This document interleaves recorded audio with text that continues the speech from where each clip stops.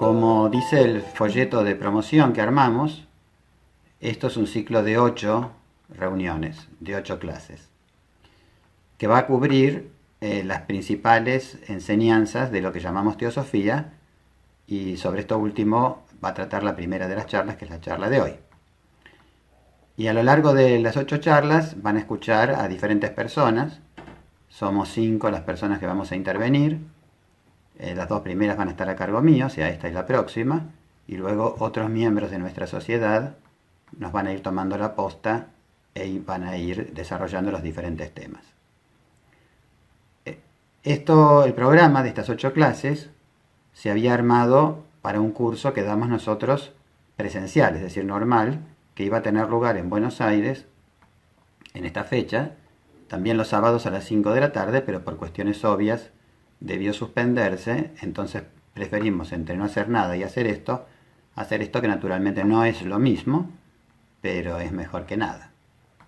Así que una de las cosas que nosotros extrañaremos es que la posibilidad de interacción persona a persona, es decir, hay muchas otras mensajes que se transmiten en un curso, más allá de los contenidos o de las enseñanzas filosóficas o espirituales, sino que hay un algo que se transmite por la interacción con la persona, y para eso es necesaria la presencia física.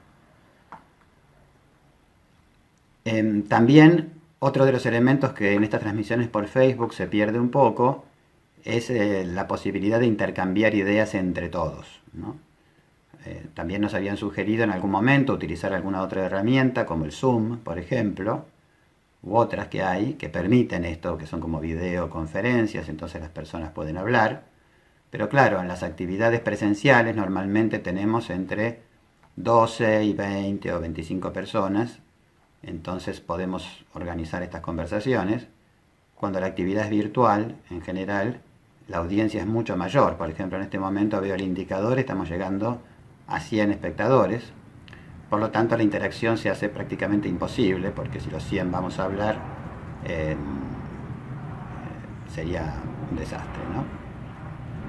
Pero bueno, para aquellos que gusten de la interacción, nosotros tenemos cursos virtuales, que no consisten en este tipo de actividad, que son series de charlas que ustedes pueden ver en vivo, como ahora, o podrán ver luego cuando quedan grabadas, sino que son verdaderos cursos en los cuales hay actividades de aprendizaje, bibliografía obligatoria, bibliografía complementaria, se les dan tareas para hacer, las tareas tienen una devolución, un poco pretende seguir los modelos de enseñanza pedagógicos, digamos, con una pedagogía interactiva, ¿no? En la cual el estudiante va haciendo descubrimientos a partir de consejos, pautas y bibliografía que los organizadores del curso o docentes les proponen. Pero bueno, esos son otros cursos. En general tratamos de dar 2 por año. El primero ya comenzó, y sí, también tienen más de 100 personas cada uno. Así que el que le interese eso, esté atento a nuestra página web, porque allí es donde se publican, ¿no? En general tenemos un nivel 1, estamos preparando un nivel 2. Pero bueno, eso es otra cosa. Bueno, ya estamos pasado el horario de las 5, así que vamos a ir de poquito entrando en tema. Como les decía, es la primera vez que estamos haciendo esta actividad, así que les pedimos en primer lugar indulgencia con errores de producción. Me presento, mi nombre es Esteban Langlois, soy en este momento el presidente de la Sociedad Teosófica en Argentina, y la inconsciencia y el honor al mismo tiempo de darles la bienvenida a ustedes en esta primera clase de este ciclo de 8 reuniones, cuyo programa podrán ver en la misma página web. Como les decía al principio, para los que se fueron sumando sobre la hora, estoy transmitiendo acá esta charla desde mi casa, con la asistencia de Anabela, mi esposa, que me ayuda acá con señas y comentarios. Bueno, en esta charla y en la próxima, que son las 2 que están a cargo mío, la idea es que yo voy a desarrollar algunas de las ideas referentes al tema para que ustedes las puedan seguir y escuchar, y le vamos a ir dando alguna bibliografía para aquellas personas que tengan dudas o que quieran ampliar estos conceptos, puedan hacerlo. Uno de los preceptos que está subyacente que constituye de las bases de la Sociedad Teosófica como organización, ya no de la teosofía, sino de la Sociedad Teosófica, es que no hay verdadero aprendizaje si no hay un compromiso con el aprendizaje por parte de la persona que quiere aprender. Es decir, a diferencia del colegio, donde uno pretende que los estudiantes, tanto a nivel secundario como primario, aprendan, aunque no tengan interés en el tema, y ellos pretenden aprender, o los padres pretendemos que ellos aprendan, aún siendo ellos obstaculizadores de su propio aprendizaje, no tiene lugar en las ciencias espirituales. Es decir, si no hay un compromiso de uno con su propio aprendizaje, ese aprendizaje no se produce. Sobre todo, llegado a un cierto nivel, digamos, como podemos tener los que nos acercamos espontáneamente a este conocimiento, tenemos que saber que nadie puede enseñarnos si no queremos aprender, y no vamos a aprender ni somos enseñables si no tenemos un compromiso real con ese aprendizaje. Uno de los conceptos fundamentales que tenemos que entender de entrada para no sufrir frustraciones es que no todo se pregunta, ni todo se enseña de una persona a otra, sino que todo se descubre por uno mismo. Y si bien es cómodo preguntar y cuántos planos hay en el universo y qué es Dios y qué piensa usted de esto y del otro, porque eso nos ahorraría lectura, reflexión e investigación, eso no es así, porque cuando uno aprende de esta forma, ese aprendizaje es como un sticker que nosotros llevamos pegados acá, pero que con el tiempo se desprende porque no ha penetrado ese conocimiento en nosotros mismos y no se ha hecho uno con nosotros. Siempre permanece como algo externo, como solía decirse antiguamente, que son esos conocimientos que van como prendidos con alfileres, ¿no? Siempre me acuerdo que de chico se usaba mucho esa expresión. ¿Y eso qué significa? Que es un conocimiento que llevamos externo, colgado de afuera, y que en algún momento se nos va a caer. Pero para internalizar ese conocimiento debemos apropiarnos de él, y esa apropiación del conocimiento, que es lo que realmente nos va a transformar y nos va a cambiar, y se va a ver reflejado ese cambio en nuestra conducta diaria, que va a ser distinta, para eso debemos nosotros descubrirlo. Y las ayudas externas, como los maestros, los libros o charlas como esta, otras mejores, lo que nos pueden hacer es ayudar, darnos pistas, darnos mapas de este mundo espiritual que nos ayuden a descubrir por nosotros mismos. Pero esto ténganlo presente, que no es cuestión de pagar un maestro ni ir a un curso, si no hay una verdadera convicción y un verdadero compromiso, como dije recién, en tratar de nosotros saber cada vez más, poner en práctica ese conocimiento y trabajar con nosotros mismos. Si eso no existe, lo que hagamos no va a tener mayormente fruto. Bueno, vamos a ir al tema. Y es por esto, toda esta historia venía a que no vamos a responder preguntas en estas dos primeras reuniones por lo menos. Los que tengan dudas pueden consultar la bibliografía que ahora Anabela les va a ir poniendo acá. Buscan las respuestas en esa bibliografía y las van a encontrar. Si no las encuentran ahí es porque yo tampoco las sabría contestar. Así que, bueno, los invitamos a descubrir estas dudas de esa manera. Bueno, la pregunta un poco que que constituye el título de la charla de hoy es ¿qué es teosofía? Es una pregunta que un poco va a organizar la charla en un intento por contestarla. ¿Qué es teosofía? Bueno, antes de entrar en detalles, podríamos decir que el término teosofía es, de un modo general, equivalente a otras expresiones, como filosofía esotérica o filosofía oculta, como en el sentido de un conocimiento que, si bien está al alcance de todos, no todos pueden alcanzarlo. Esto parece un poquito paradójico, pero va a ser un poco el meollo de la charla de hoy, y la respuesta a esta última sentencia es lo que voy a tratar de darles. Dijimos filosofía esotérica, filosofía oculta ocultismo o esoterismo, que son más o menos la misma cosa, que también ha recibido otros nombres en otras latitudes, como por ejemplo en la India se lo ha llamado Atmavidya, o sabiduría relacionada con el Atman, o Brahmavidya, sabiduría relacionada con Brahma. Los que luego profundicen en estudios teosóficos verán el significado de estas dos palabras en la filosofía oriental, Atman y Brahman, pero podríamos decir que son dos conceptos que hacen referencia a lo divino en el universo, cuando uno habla de Brahma, o en el hombre cuando uno habla de Atma. O sea que Vidya significa conocimiento o sabiduría, es decir, que cuando uno dice Brahma Vidya, estaría diciendo la sabiduría de Brahma, siendo Brahma la deidad suprema en una de las religiones de la India. Cuando hablamos de Atma Vidya, sería el conocimiento del aspecto divino o más espiritual que hay en el interior del ser humano. O sea que sería una sabiduría de alguna forma también divina. Cuando uno habla de teosofía, para volver a la palabra, podemos encontrar en ella etimológicamente dos palabras de origen griego, que son teos, que significa Dios o dioses, y sofía, que significa sabiduría. Es decir, que podemos hacer un paralelo entre la teosofía como palabra y el Brahmavidya, ya que así como Brahmavidya es la sabiduría de Brahma o de la divinidad, teosofía también sería la sabiduría de Dios o la divinidad.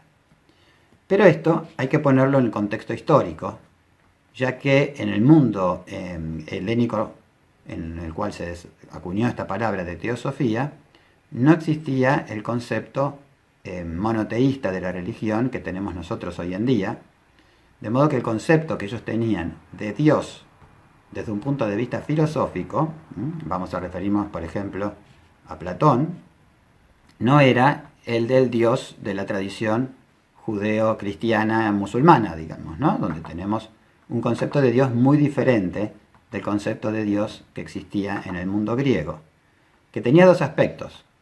Por un lado, el aspecto filosófico, donde se hacía referencia a Dios o la deidad o este teos como la unidad filosófica subyacente detrás de este mundo diverso en el cual estamos sumergidos, que era la base, el origen y la finalidad de este mundo objetivo, esta unidad filosófica que plantea Platón y a la que se hace referencia con la palabra teos, de teosofía. Y por otro lado estaban las manifestaciones en el mundo visible, en el mundo diferenciado donde nosotros nos manejamos,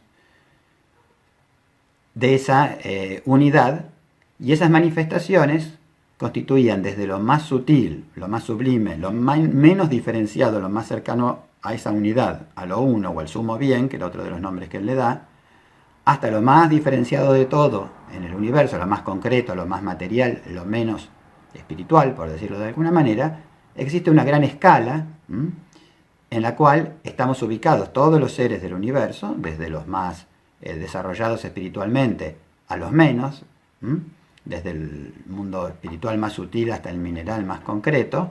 En esa escala, en diferentes niveles de evolución, estamos ubicados los seres.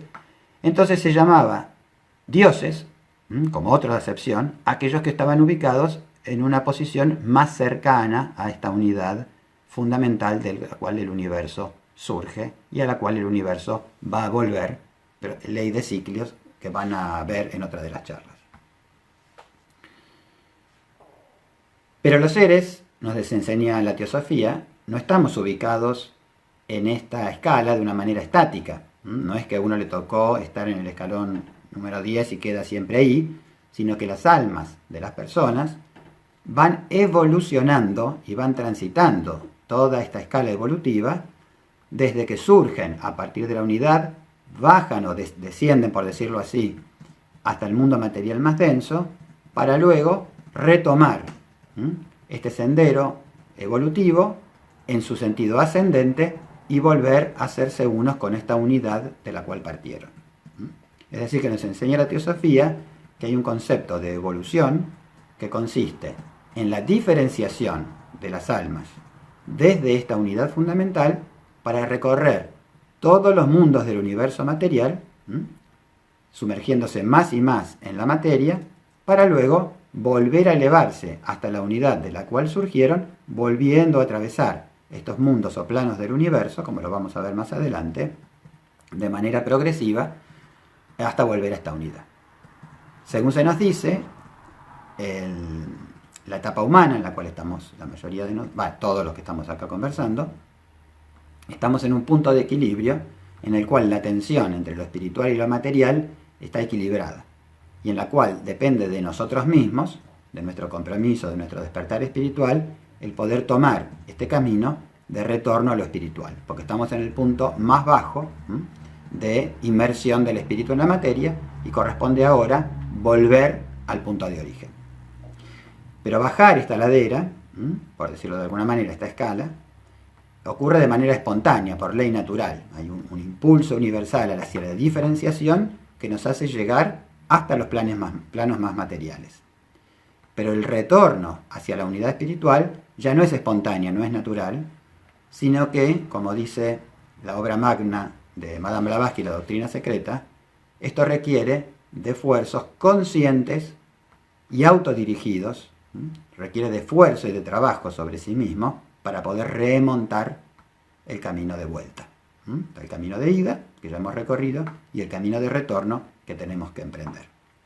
Y todas las actividades que la Sociedad Teosófica hace de tipo público, y también las que son para los miembros en forma exclusiva, están apuntados a esto, ¿no? A que aquellos que vislumbran que existe este camino, que no están satisfechos con la vida centrada en las posesiones materiales y afectivas, que creen que tiene que haber otro propósito, bueno, señalarles que este camino existe para que aquellos que quieran tomarlo, lo tomen. Y a eso apunta un poco esta charla también. Uno de mis compañeros, miembros de la Sociedad Teosófica, hablando de este tema, sobre qué es teosofía o cuál es la mejor forma de definirla, ya que es algo un poco complejo, porque hasta ahora les he dado una semblanza de una de las enseñanzas fundamentales, ¿no? Dice, un concepto les decía recién de este compañero, de este amigo, decía que una de las formas de definir la teosofía es como un conocimiento que transforma. Fíjense ustedes qué interesante esta manera de expresarlo.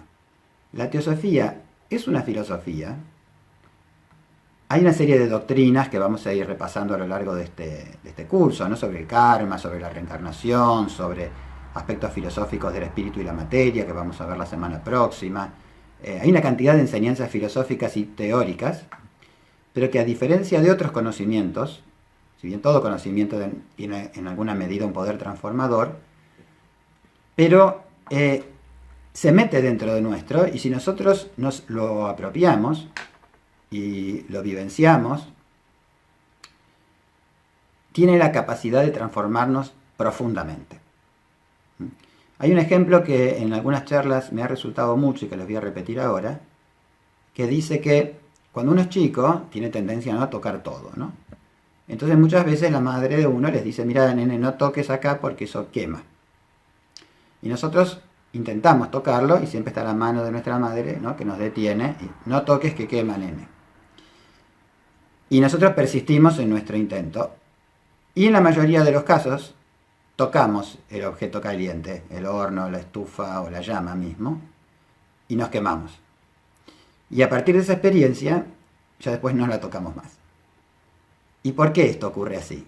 Porque una cosa es tener ese conocimiento prendido con alfileres porque alguien nos lo dijo, y otra cosa es experimentarlos por nosotros mismos. A partir de que ese conocimiento es experimentado, constituye parte de nuestra realidad diaria y ya obramos en consecuencia. Nosotros hemos tenido la experiencia de habernos quemado con el fuego y ya no vamos a meter más la mano ni vamos a tocar ningún objeto caliente, salvo que sea un accidente, pero ya no lo vamos a hacer más de una manera deliberada, como cuando nos lo dicen pero a nosotros no nos consta, entonces puede ocurrir que lo toquemos o que no lo toquemos. Cuando estas enseñanzas entonces uno las va aprendiendo, es muy importante que al aprendizaje intelectual y teórico, que es fundamental, también se le agreguen ciertas prácticas de ejercicio de este conocimiento. La teoría debe ser acompañada con su implementación o con su práctica, porque si no queda solo en un nivel intelectual y no cambia nuestra conducta. Y eso pasa con muchos de nosotros, ¿no? Que después de muchos años de estar en esta institución como la Sociedad Teosófica, 30 años, pero o en otras instituciones que tienen objetivos y enseñanzas similares, pasan los años y la gente estudia y sabe cada vez más, pero en la calle, en la vida cotidiana, se sigue comportando más o menos igual siempre. Y si uno no le avisan, mira, fulano es teósofo, nadie se da cuenta, no notan algo distinto en él. ¿Por qué? Porque ese conocimiento no nos ha penetrado profundamente, sino que queda como un barniz, como un sticker pegado en nuestra superficie. Es por eso que ponemos mucho hincapié en que todos los conocimientos teóricos de lectura y estudio, que son insustituibles, deben ser acompañados de algún tipo de práctica de los mismos, porque si no, no hay experiencia, no hay vivencia y no hay una verdadera transformación interior. Voy a mirar acá un pequeño machete que tengo. Cuando uno realmente aprende esta disciplina, cuando uno aprende, por ejemplo, este concepto de la unidad de la vida, de la inmortalidad del alma humana, que son una de las enseñanzas principales, la vida de uno debe necesariamente cambiar. Y muchas cosas egoístas, de inseguridad, de temores al fracaso, necesidades de acumular objetos, fortunas, afectos, ascenso social, etc., van desapareciendo.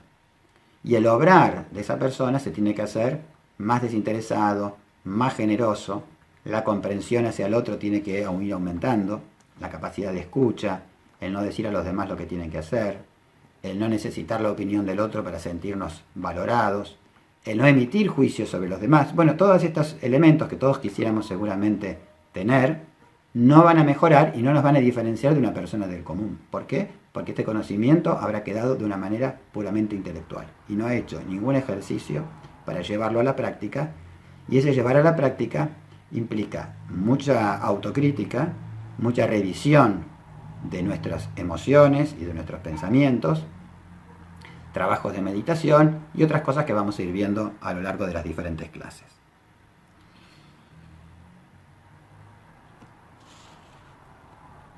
Ahora bien,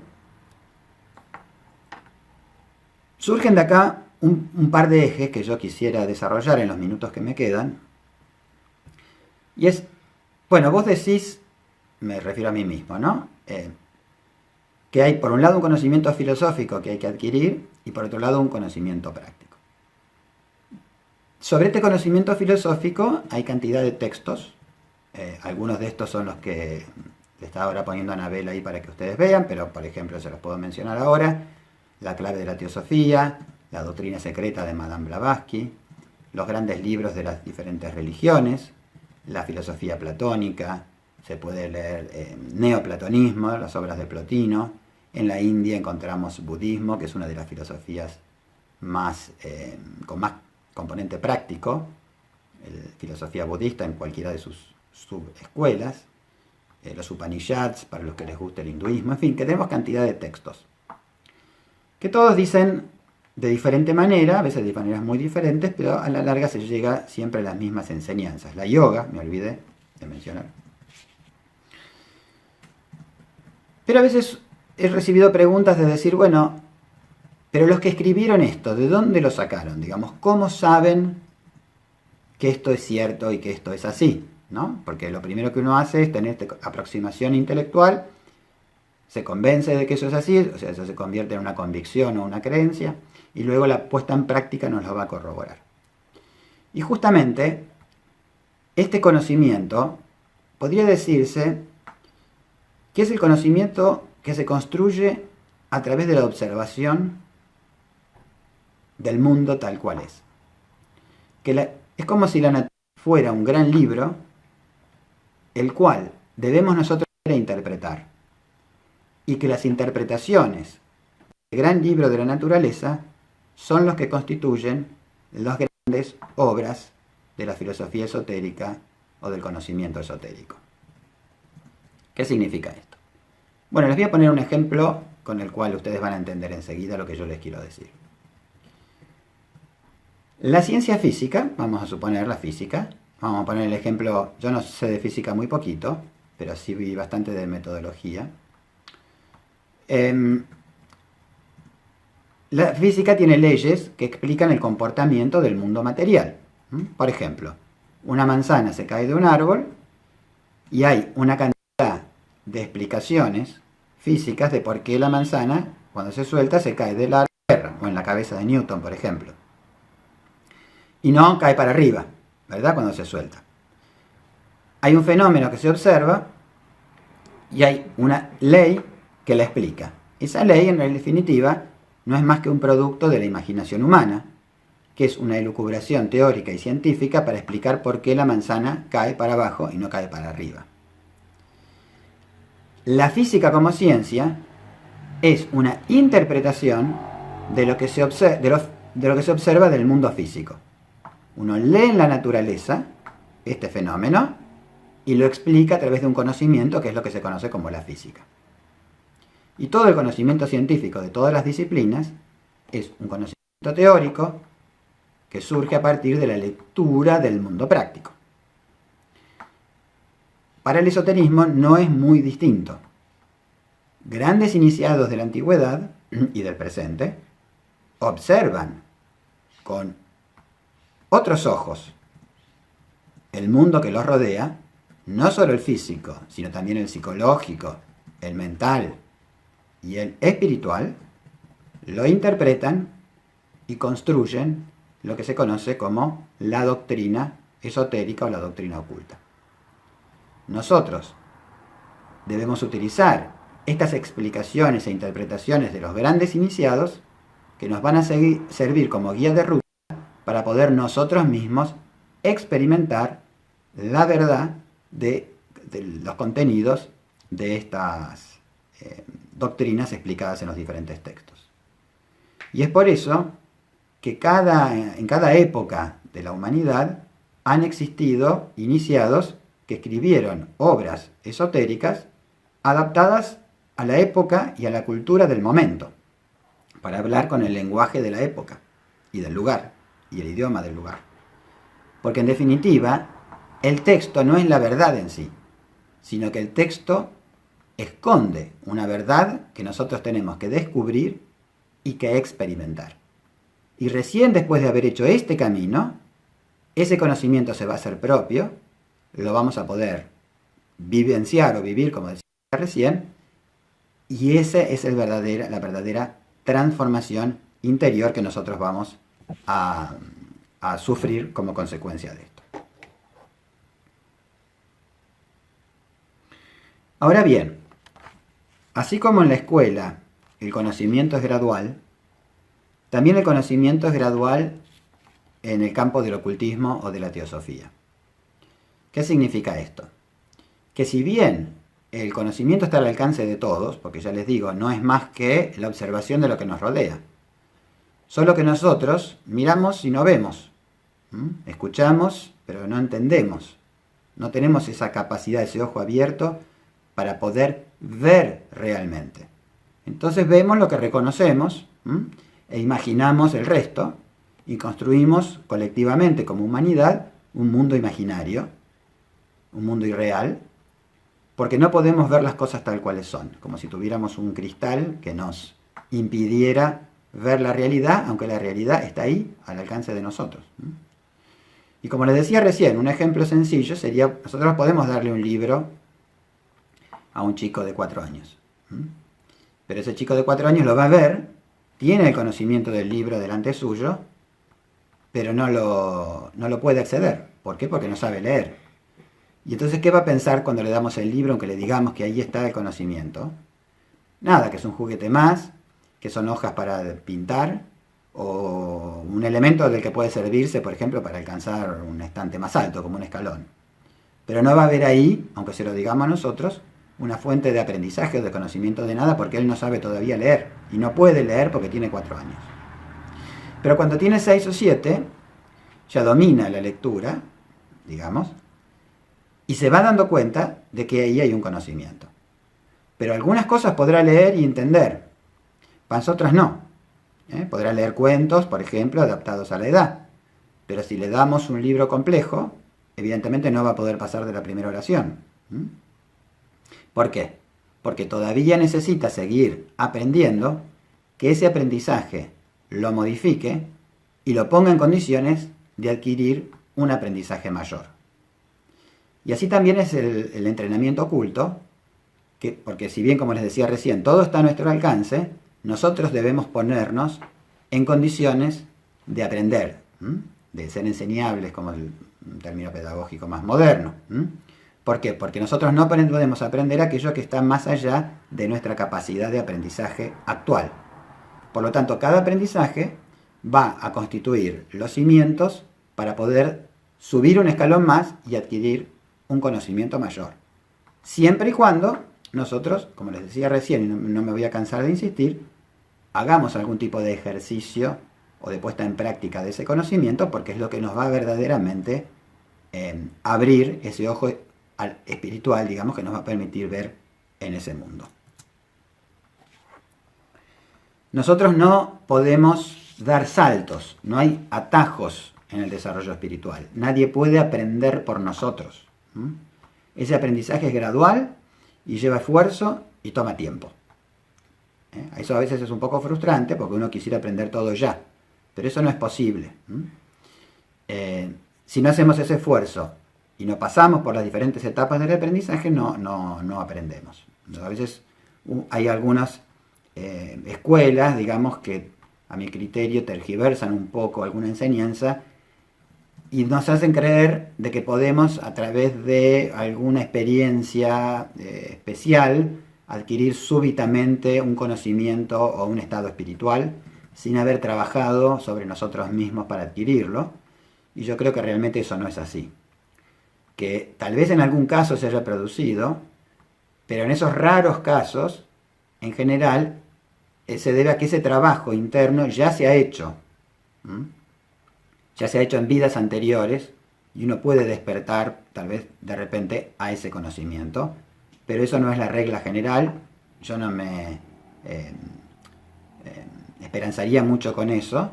Es como si una persona pretende resolver sus problemas económicos comprando boletos de lotería o apostando en el hipódromo. Sí, algunos ganan, es cierto, pero muy pocos. La mayoría pierden en eso.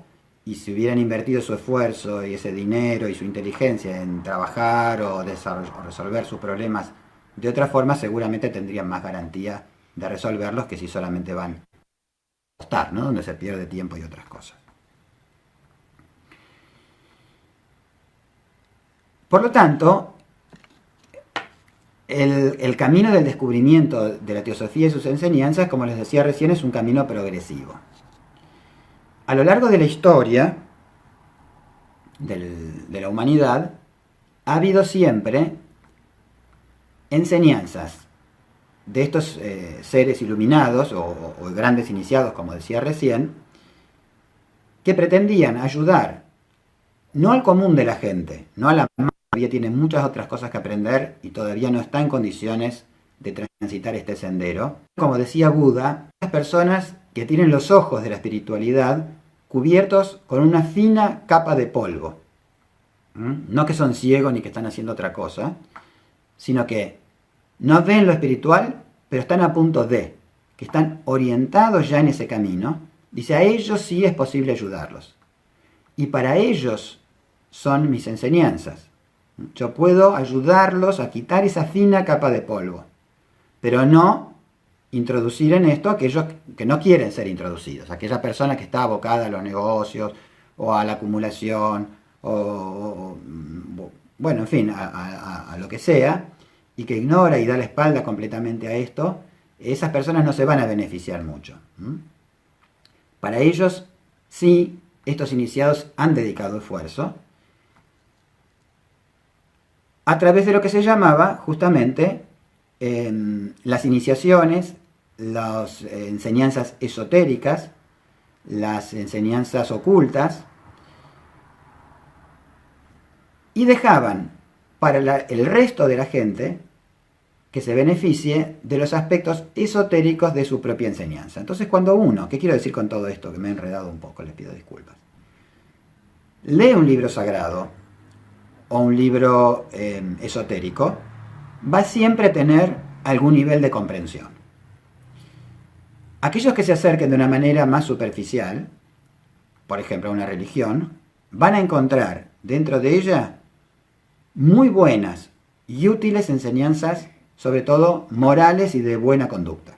Ninguna religión va a decir que mate, que robe, que abuse, ¿no? Todas van a decir que tiene que ser bueno, que tiene que, ¿no? que abstenerse de una serie de cosas y hacer otras. Habla en su enseñanza original, ¿no? Porque con los siglos las religiones se han convertido también, en muchos casos, herramientas políticas y de poder y se han alejado. Pero si uno va al texto original, qué sé yo, por ejemplo el Evangelio o el Antiguo Testamento, va a encontrar enseñanzas que son útiles a cualquiera.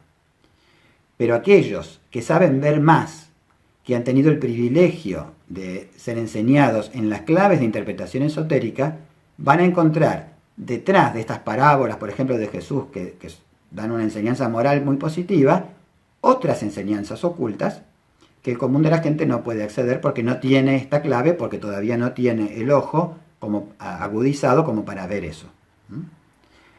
Por lo tanto, tanto en Grecia como en Roma, como en Egipto, como en la India, mismo en el cristianismo, van a encontrar en todos los autores algunos indicios de esta doble enseñanza. Una enseñanza popular, destinada al conjunto, que por ejemplo en Grecia se llamaba los misterios menores, y una enseñanza que estaba reservada a algunos discípulos que habían dado pruebas de ser enseñables o ayudables para avanzar en conocimientos más profundos, y cuya práctica iba a desarrollar ciertos poderes, como la clarividencia y otras cosas, que en general no se dan al común de la gente, porque nosotros en general tenderíamos a hacer un uso muy egoísta y negativo, ¿no? De todos los poderes que pudiéramos seducir, ¿no? Algunos tal vez se sorprendan de cuando digo el cristianismo, pero a los que les interese el tema, por ejemplo, podrían ver en una de las cartas a los Corintios, creo que es la segunda, en dos de los evangelios, Jesús, lo de los Corintios es otra cosa que se los voy a decir después, Jesús dice a sus discípulos: a vosotros os es dado conocer los misterios del reino de Dios. A vosotros, ¿no? A los apóstoles le dice eso. Pero a ellos, a los de afuera, todo les es dado a través de parábolas, para que viendo no vean y oyendo no entiendan. Ahí creo que es uno de los fragmentos que se han conservado inalterados de la enseñanza original de Jesús, donde él habla claramente de que hay dos enseñanzas, lo pueden buscar, enseñanza, ¿no? Lo de Corintios es una enseñanza de Pablo, que era uno de los iniciados, donde él habla de cuando la persona despierta al conocimiento espiritual y quiere hallar este camino de autodesarrollo y de autodesenvolvimiento, se encuentra en los primeros pasos con grandes contradicciones interiores. Entonces uno quiere ser generoso, pero todavía tiene aspectos egoístas que lo hacen ser avaro, ¿no? Uno quiere escuchar a los demás, pero todavía está muy autocentrado, y es un momento de tensión y de cierta frustración por la que todos los que nos iniciamos en esto pasamos, o estamos pasando. Y entonces él dice, en esta carta, creo que es la segunda, Corintios, no me preparé la cita, él dice: Dios, ¿por qué yo no puedo hacer aquello que quiero y me veo llevado a hacer solo aquello que no quiero, ¿no? Como poniendo de relieve esta contradicción que tenemos los seres humanos en muchas cosas, pero sobre todo los que nos proponemos mejorarnos a nosotros mismos. ¿Y qué es la sociedad teosófica en referencia a toda esta en toda esta enseñanza, ¿no? ¿Qué lugar ocupa la sociedad teosófica? Y esto lo digo para aquellos que no la conocen, naturalmente. Bueno, en definitiva, la sociedad teosófica no es más que el vestíbulo donde algunos de nosotros pasamos toda nuestra vida, como hay otras instituciones que también lo son. La Sociedad Teosófica tiene algunas características que lo distinguen, pero no es por ello que sea mejor ni peor, en el cual nos juntamos un poco los que queremos compartir las experiencias y ayudarnos a aprender, porque estamos en la etapa en la que uno aprende sin ser enseñado por otros, sino que uno aprende de sí mismo, de las propias investigaciones, de las propias preguntas, y a veces usa al otro como espejo de sí mismo, ¿no? Entonces compartimos esto, y como parte de la puesta en práctica de esta enseñanza, trabajamos para su difusión, y para que todas aquellas personas que tengan esa fina capa que recubre los ojos, accedan a la oportunidad de algo que los pueda lavar, lavar los ojos, y que los pueda motivar e incentivar a emprender este camino.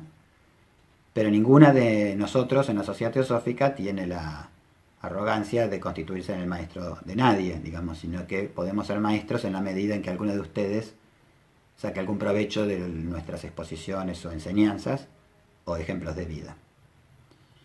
Pero la Sociedad Teosófica no tiene un líder obligatorio. Obviamente hay autores relacionados a la Sociedad Teosófica, tenemos nuestros fundadores, los pioneros, que los tomamos como referencia, pero de ninguna manera constituyen un dogma obligatorio, sino que es una sociedad de investigadores que no necesitan de un maestro particular o de una enseñanza definida a seguir, sino que están dispuestos a autodeterminarse y a seguir investigando sobre sí mismo y a cuestionarse todo aquello que no entiendan, aún las enseñanzas del origen más sagrado y respetado.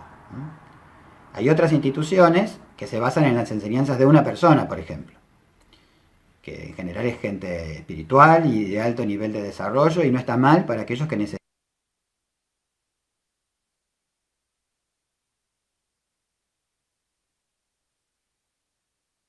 y respetado. Hay otras instituciones que se basan en las enseñanzas de una persona, por ejemplo, que en general es gente espiritual y de alto nivel de desarrollo, y no está mal para aquellos que necesitan hacia un ideal o hacia una persona espiritual con grandes méritos. Entonces cada uno, según el temperamento que uno tenga, o el rayo, como también se suele decir, o el signo astrológico, o lo que fuera, tiene que encontrar la institución que se adapte a las necesidades para que le sea funcional y en la cual uno se sienta cómodo. No hay una que sea mejor en términos absolutos que otra. La nuestra tiene esta característica, y eso es importante que los que se acercan por primera vez lo sepan, que no van a encontrar un maestro que diga lo que tienen que hacer, lo que no tengan que hacer, ni grados de iniciación, como tienen otras instituciones, que son siempre simbólicos, pero no los hay en la nuestra.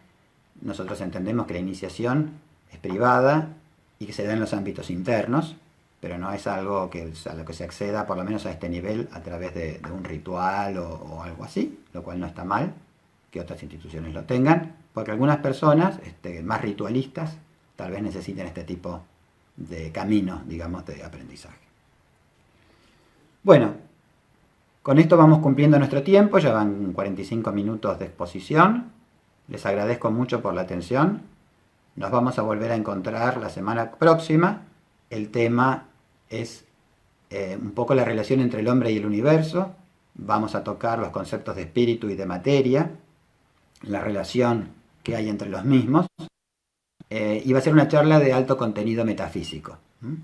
Así que los que les haya gustado esta y quieran insistir, así como aquellos que se quieran sumar por primera vez, no hace falta haber hecho una charla para seguir, cada charla tiene su principio y su fin en sí mismo. Una charla va a quedar publicada acá en Facebook para que los que quieran la puedan volver a escuchar o recomendar a otros.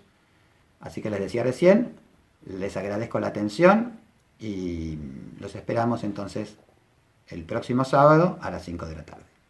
Muchas gracias.